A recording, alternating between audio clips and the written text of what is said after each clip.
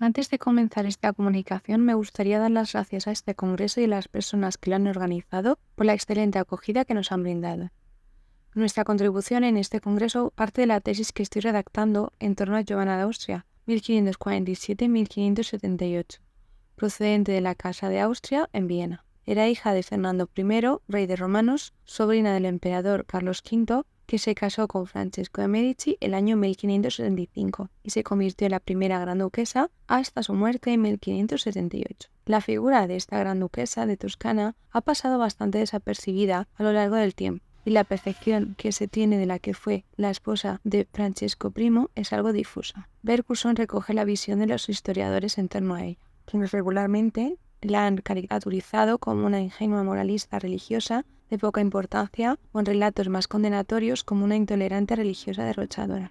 Pero ¿quién fue Giovanna de Austria, en realidad? ¿Y por qué es el centro de nuestra investigación? Se trata del descendiente de los Habsburgo y, pese a pertenecer a una de las familias más poderosas de Europa, es silenciada en la literatura producida en la época. Esto no es inusual para la sociedad del siglo XVI, donde la voz femenina es sistemáticamente excluida de la historia y representa una gran dificultad al momento de estudiar estas figuras. Francesco Furlan afirma que la ausencia de fuentes documentales elaboradas por mujeres y, por lo tanto, capaces de hablarnos directamente sobre sus condiciones de vida, sus ideales y aspiraciones, todo esto plantea al historiador no pequeños problemas metodológicos que le obligan al mismo tiempo a una fuerte limitación de su ángulo visual. La obra de Domenico Bellini, titulada Descrizione della entrata de la Serenísima Reina Giovanna d'Austria, servirá como punto de partida, nos permitirá dar a conocer los patrones de la mujer, el Renacimiento y su rol y su visión en la sociedad italiana del siglo XVI. En esta obra se relata la entrada de Giovanna d'Austria en la ciudad de Florencia, en ocasión de sus nupcias con Francesco I, el 18 de diciembre de 1565. Fue reescrita por el propio autor y reimpresa en los talleres de Giunti, impresores florentinos de gran renombre en la época. El enlace siguió el protocolo establecido con un claro objetivo: el intercambio de riqueza y poder entre ambas familias, los Medici y los Habsburgo. Como indica Sarah Bergson, por tanto, el matrimonio entre Francesco y Giovanna puede entenderse como un intercambio calculado de rango por riqueza. Se hizo un gran préstamo al emperador Maximiliano II. Tras la ratificación del matrimonio y posteriormente se le envió ayuda tanto financiera como militar durante el transcurso de la vida de Giovanna.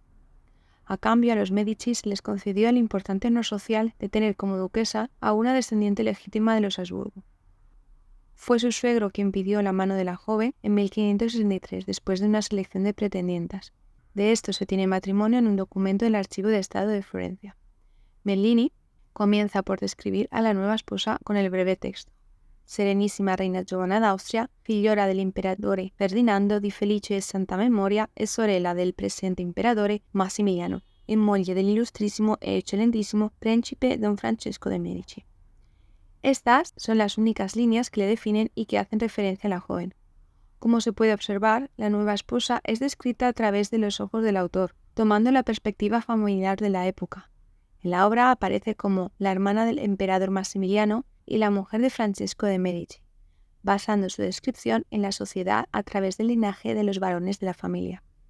Si seguimos leyendo esta obra, nos daremos cuenta que no hay testimonio directo de la gran duquesa de Toscana. No tenemos constancia ni de las palabras ni de las emociones que estaba viviendo. La única otra referencia de ella que hay a lo largo de esta obra está relacionado con la imagen de madre. Como indica Francesco Furlan, la mujer aparece como esposa, como hija y mucho más como madre, en el sentido casi físico de procreación. Y es que el linaje era muy importante en la época del Renacimiento, era asegurar la descendencia. En esta obra de Bellini, los personajes que aparecen son en su mayoría hombres, personas de renombre de la época. Las mujeres las podemos encontrar en el capítulo 8 y vienen descritas de forma similar que lo está nuestra protagonista. Dice así: casada es de Medici per avere l'illustrissimo e eccellentissimo duca Alfonso II di Ferrara, avuto per moglie la illustrissima e eccellentissima signora donna Lucrezia, terza figliuola del duca, nostro signore. E finalmente Orsini e Medici per avere l'illustrissimo e eccellentissimo signor Paolo Giordano Orsini, duca di Bracciano, per moglie l'illustrissima e eccellentissima signora donna Isabella, figliuola del duca e signora, oltre alla grandezza sua, di raro e nobilissimo ingegno, di somma onestà e di humanità, cortesía e de modestia singolare. Los otros personajes femeninos son los relacionados con la religión. Dall'altra parte era una donna simile ma disarmata in abito di sacerdotessa con una croce lunga in mano significata per la religione cerimoniale e esteriore. Incluso aparecen imágenes de santas, como por ejemplo Santa Ana, Santa María Magdalena, Santa Elisabetta, o aparecen virtudes necesarias y relevantes, como constanza, paciencia, caridad, esperanza. Las líneas que le siguen son una descripción de todos los lugares por los que pasan para celebrar esta unión. En un primer instante parece que la figura del emperador viene honrada y festejada con ricos adornos realizados para la ocasión. No obstante, si seguimos leyendo la obra, en los capítulos sucesivos realmente se está haciendo una alabanza a Cosimo, su suegro. Dice así: la estatua del magnánimo e sapientissimo principe Cosimo, seconda duca a Fiorenza e di Siena. Lume e splendore chiarissimo, non pure della sua illustrissima e per lui solo felicissima patria, ma di lei, benignissimo padre del mondo, tutto glorioso ornamento, de la cui heroica, anzi divina virtù, y se está poniendo en relevancia la ostentación que aparece en todas las partes de la rica ciudad de la Toscana con hombres poderosos, con le quale si peccano poi le città abbondanti d'uomini, ricche di onore, colme di pace e di concordia, copiose di beni e di ricchezze, ornate di scienze e di virtù, e per la grandezza e reputazione. Como puede apreciarse, la figura de Giovanna viene eclipsada y de alguna manera silenciada en la literatura por la figura de Cosimo I, incluso en el día de su matrimonio, pues en esta obra, en las múltiples ocasiones en las que se hace referencia a él, es en tono de alabanza, considerado como padre de la patria. Cosimus Medicis, lettere honestissimo omnium, senatus consulto, renovato parens patriae appellato. Y es que Cosimo seguía siendo el eje central de la política de aquel tiempo, incluso cuando la gran duquesa se reincorporó a la sociedad florentina. Bergson describe la situación de la siguiente manera: Cosimo siguió siendo una fuerza política importante durante la mayor parte de su vida en Florencia.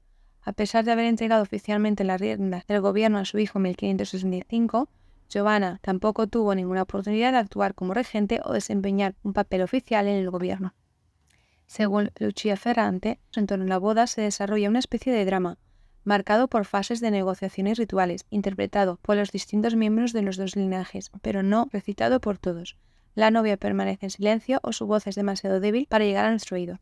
La elección del cónyuge y la gestión de la boda constituyen un proceso largo y complicado en el que están en juego mucho prestigio y fortuna familiar. Después de la boda, viene silenciada tras los muros de la casa, va perdiendo la propia identidad. Se convierte en lo que se asocia como mujer casa santuario. Ferrante escribe sobre esta situación. La joven florentina, destinada a pasar la mayor parte de su vida dentro de la casa, acabará, como dice Kirchner, de alguna manera identificada con la propia casa que la acoge. La visión de la nueva esposa queda como mujer natura en lugar de cultura, como señala Diane Owens Hughes, pues su objetivo es la de proveer la descendencia y sobre todo, como indican otros historiadores, que sea masculina. Y es que era algo que ya estaba presente en las familias florentinas, como bien indica Owens Hughes.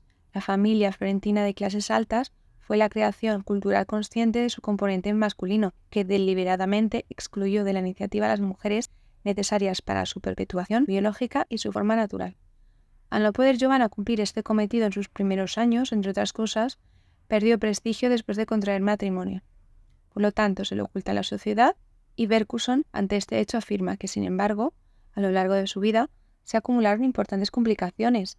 En primer lugar, los Medici nunca recibieron su dote, y como ella no tenía medios propios, dependía económicamente de su cónyuge. En segundo lugar, no tuvo un heredero varón durante los primeros 12 años de su matrimonio, sino que dio a luz a una sucesión de hijas, y en tercer lugar, se ve obligada a competir por la atención del duque y por el papel de agente intercesor clave con la amante de toda la vida del duque, Bianca Capello, con quien se casaría después de la muerte de Giovanna.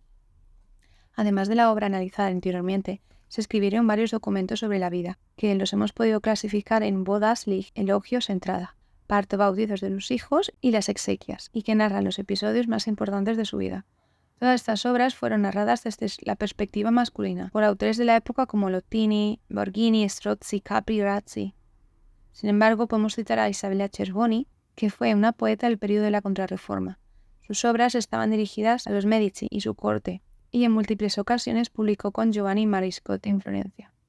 Entró en la importante Academia degli Affidati en Pavía, un gran logro para cualquier mujer de este periodo. Se desconoce su fecha de muerte, aunque no se encontró más información sobre ella a partir de 1600.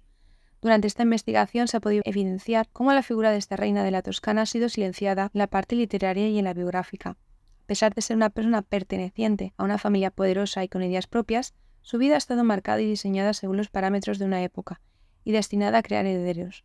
Su voz en la sociedad y en la obra analizada aparece silenciada y su figura oculta tras las líneas de los documentos y en las paredes de una casa en la que vivió escondida, lo que a día de hoy sigue pareciendo un misterio todo lo relativo a ella.